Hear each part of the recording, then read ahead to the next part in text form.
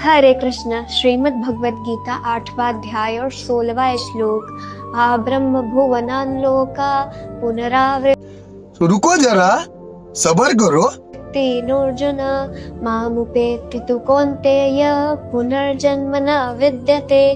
अर्थात भगवान श्री कृष्ण अर्जुन से कहते हैं कि हे अर्जुन, जो भी मनुष्य अन्य लोकों को जैसे ब्रह्मलोक या किसी भी लोक को प्राप्त होता है तो उसका पुनर्जन्म होता है, परंतु जो भक्त मेरी चरण में आ जाता है उसका कभी पुनर्जन्म नहीं होता, उसको कभी भी वापस भूलोक पर नहीं आना पड़ता है और इस बात में कोई भी संशय नहीं है। जय श्री कृष्ण।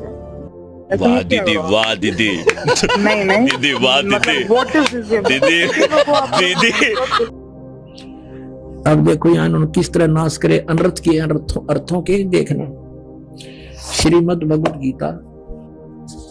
अब देखिए श्रीमद् भगवद गीता वही गीता प्रेस गोरखपुर से प्रकाशित है। जयदयाल गोविंद का अनुवादक 8वें अध्याय के 13वें श्लोक में कहता ओम इति एकाक्षरम।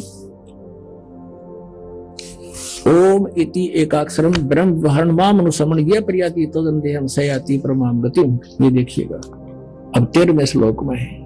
यहाँ संस्कृति पढ़ लेंगे क्योंकि देवनागरी लिपि है।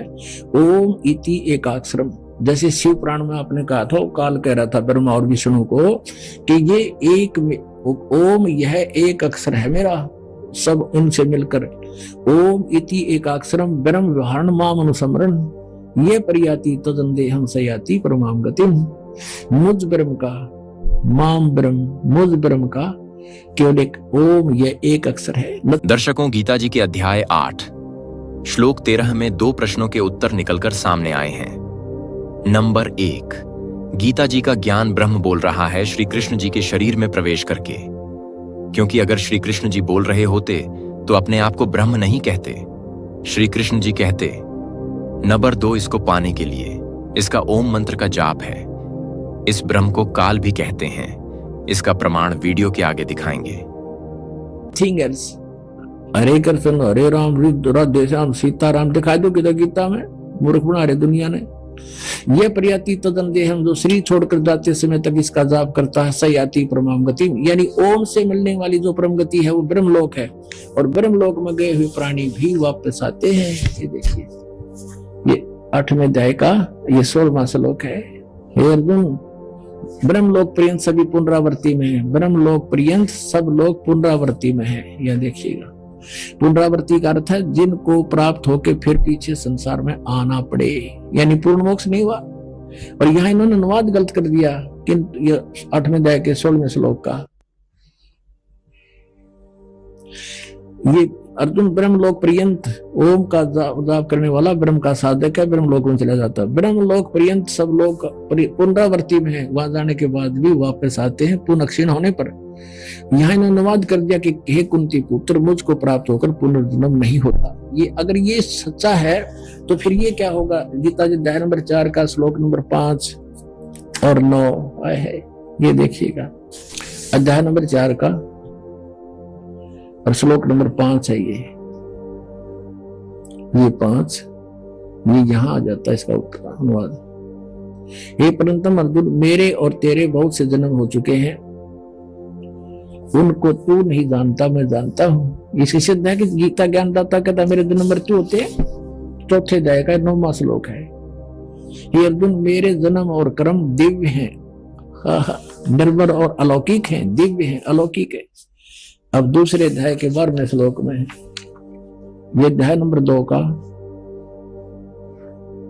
और श्लोक नंबर 12, मैं तो ऐसा ही है कि मैं किसी काल में ना था और न ही अथवा तू नहीं था या राजा लोग नहीं थे, और ऐसा भी नहीं है कि इससे आगे हम सब नहीं रहेंगे। अब 10वें अध्याय के दूसरे श्लोक में देखिएगा, 10वें अध्याय के दूसरे श्लोक में ये कहता मेरी उत्पत्ति को है। ये देखिएगा 10वें अध्याय का ये दूसरा श्लोक है। मेरी उत्पत्ति को, ये लीला से प्रकट होने को न देवता लोग जानते हैं और न महर्षि जन जानते हैं, क्योंकि मैं सब प्रकार से देवताओं और महर्षियों का आदि कारण हूं, या ये मेरे से जन्मे हैं, इनसे जन्म, सबका जन्म मेरे से हुआ है, इसलिए ये मेरी उत्पत्ति को नहीं जानते। ये कहना 8वें अध्याय के 16वें श्लोक में कि मुझे प्राप्त होकर पुनर्जन्म होता, ये अनुवाद गलत है इनका। यहाँ ये इसका अर्थ ये बनता है, जो ये नहीं जानते मुझे प्राप्त होकर भी कुंते, उनका पुनर्जन्म होता है, कि ब्रह्मलोक पर्यंत गए प्राणी भी वापस आते पुनरावृत्ति में। जो ये नहीं जानते, ये कहना था, ये लिखना था इसका। आपको थोड़ा सा और हिंट देते हैं। श्रीमद् देवी भागवत गीता प्रेस गोरखपुर से प्रकाशित है। इसमें श्री देवी जी हिमालय राजा को ज्ञान दे रही है और ब्रह्म के विषय में जानकारी दे रही है। वो कह रही है, देवी जी कह रही है कि सब पूजाएं को त्याग कर केवल एक ब्रह्म की पूजा करो, उसका ओम नाम है और वो ब्रह्म लोक में रहता है। और 8वें अध्याय के 16वें श्लोक में लिखा है कि ब्रह्म लोक पर्यंत भी गए हुए प्राणी वापस जन्म मृत्यु में रहते हैं। अब देखिएगा, श्रीमद् देवी भागवत यानी देवी पुराण गीता प्रेस गोरखपुर से प्रकाशित है। सुचित्र मोटा टाइप, संपादक हनुमान प्रसाद पोदार चिमनलाल गोस्वामी। और ये कहां से छपी है? मुद्रक है, प्रकाशक हैं गीता प्रेस गोरखपुर, गोविंद भवन कार्यालय कोलकाता का संस्थान। ये इनके फोन और फैक्स नंबर। इसके 562 पृष्ठ पर पढ़ेंगे।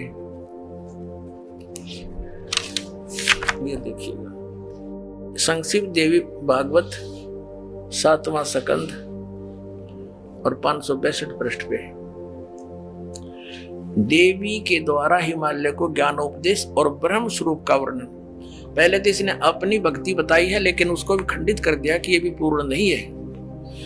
देवी जी कहने लगी, पर्वतराज, उस ब्रह्म का क्या स्वरूप है ये बतलाया जाता है, जो प्रकाश रूप सबके अत्यंत समीप में स्थित, हृदय रूप गुहा में स्थित होने के कारण गुहाचर नाम से प्रसिद्ध और महान पद अर्थात परम प्राप्य है।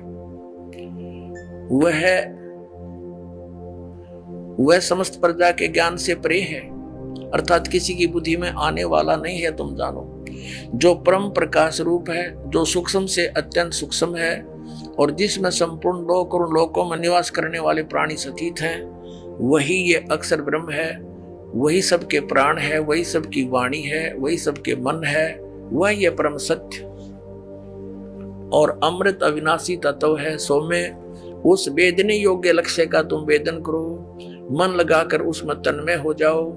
सो में उपनिषद में कथित महान अस्त्र रूप धनुष लेकर उस पर उपासना द्वारा तीक्ष्ण किया हुआ बाण संधान करो और फिर भावानुगत चित्त के द्वारा उस बाण को खींचकर उस अक्षर रूप ब्रह्म को ही लक्ष्य बनाकर वेदन करो।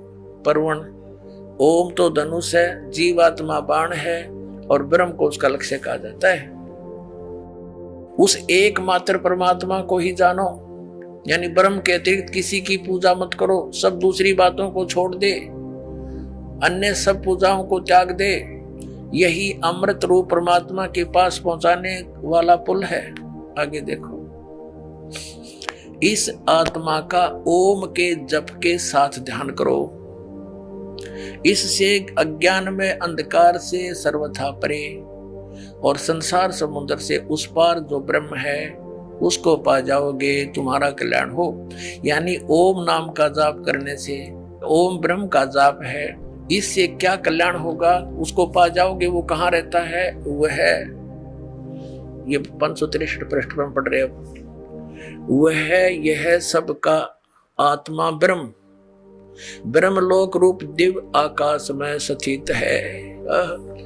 अब इति सिद्धम के ब्रह्म का जाप करने वाला ब्रह्मलोक में जाता है। गीता जी अध्याय नंबर 8 के श्लोक नंबर 13 में कहा है कि ओम इति एकाक्षरम ब्रह्म व्यवहारण मामुन समरण ये परियाति तजम देहम सयाति प्रमाम गतिम। यानी ब्रह्म ओम नाम से होने वाली जो परम गति है वो ब्रह्म लोक प्राप्ति है, ब्रह्म की साधना है।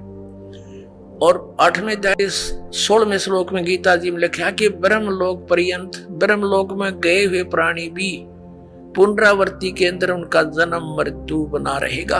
दर्शकों, जैसे कि हमने वीडियो में कहा था कि ब्रह्म को काल भी कहते हैं, इसके लिए देखिए गीता अध्याय 11 श्लोक 32।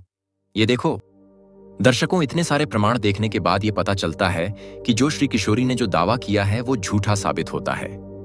दर्शकों, हमारे साथ जुड़े रहने के लिए हमारे चैनल को सब्सक्राइब कर ले। मिलते हैं अगले वीडियो में, तब तक के लिए धन्यवाद।